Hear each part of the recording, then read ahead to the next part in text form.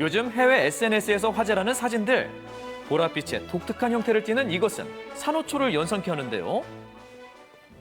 우리나라에서도 이 수상한 산호초를 볼 수 있다고요. 산호초 행방을 수소문해 보입니다. 네, 안녕하세요. 예, 안녕하세요. 산호초요? 아, 알아요. 네, 이런 데 가야지만 산호초 볼 수 있어요. 그런데 여긴 산 아닌가요? 바다에서나 볼 법한 산호초가 산에 있다고요? 반신반의하며 따라 나서는데요. 산호초 하나 보겠다고 따라 나선 길이 만만치 않습니다. 급경사로를 한참 올라가는데요. 이거 이쁘잖아요, 이거. 애타게 찾아 헤매던 산호초인가 싶었지만 하얀데요? 자, 흰털 깔때기 버섯.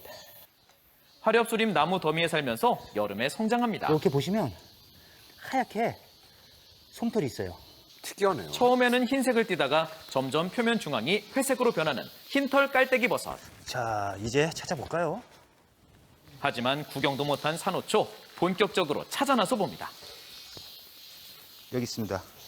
산호초인가 싶던 그때 노란빛 도는 버섯이 눈에 띄는데요. 이건 뭐예요? 버섯이에요? 오, 망태 너무 버섯이라고요. 신기해요. 하얀 망쓴 거는 식용 가능한 거고요. 이 노란 망쓴 거는 독이 있어요. 그래서 이거 드시면 안 돼요. 예쁜 생김새와 달리 독이 있어 섭취는 불가능. 더 이상 지체할 수 없다. 서둘러 산을 오르는데요. 설상가상으로 갑자기 비까지 내리기 시작합니다. 힘에 부친 PD는 등산 스틱에 의지해 보는데요. 워낙 가팔라서. 네.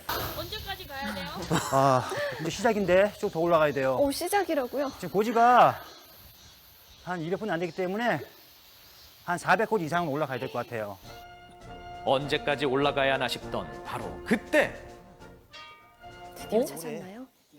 올라오는 요 연기버섯이죠. 버섯인 것 같아요. 이거는 대표로 완료된 야경버섯이잖아요. 그죠? 귀한 거죠. 네. 칼로 베면 백색의 유액이 나오는 배젖버섯까지 생김새가 제각각인 버섯들.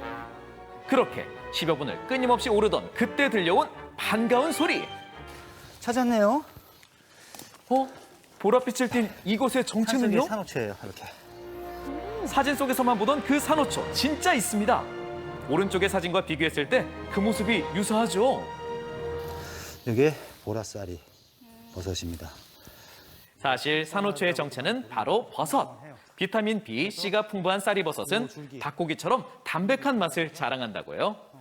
처음 봐요. 이 버섯은 항상 끓는 물에 소금을 넣고 데쳐서 이제 식용으로 드시면 되고, 쌀이버섯은 그 종류와 색이 다양한데 그중 빨간색을 띠는 경우는 주의해야 붉은쌀이 합니다. 같은 경우는 독성이 상당히 강해요. 그런 것들 그래서 먹진 않아요. 식용 가능한 보라쌀이버섯. 오늘 첫 수확물인데요. 이렇게 버섯을 따러 다니다 위험했던 적은 없었을까요? 멧돼지 이런 뭐 마주한 경험은 없으셨어요? 있죠. 예, 멧돼지도 맞은 경험이 있죠. 우연히 소리가 나더라고요. 소리가 나서 딱 보니까 멧돼지더라고요. 돼지가 저를 못 보고 고개 숙이고 뒤로 싹 물러나서 안전하게 갔죠. 제작진도 산을 누비던 그때. 이거 산호초! 찾았네요. 맞아 이거? 예, 맞습니다.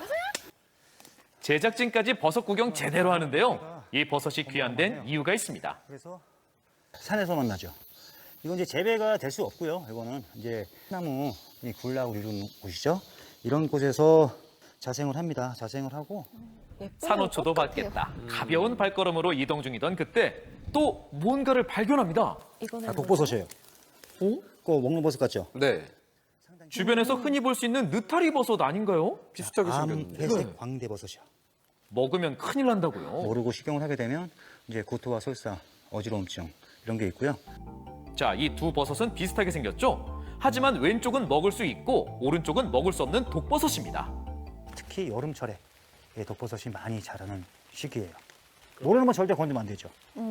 절대 저 역시도 긴가민가하는 버섯은 건들지도 않아요.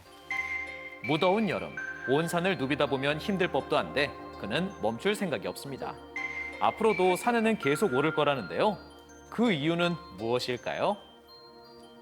야생에서 나는 버섯 그리고 약초 이런 것들이 신기한 거죠.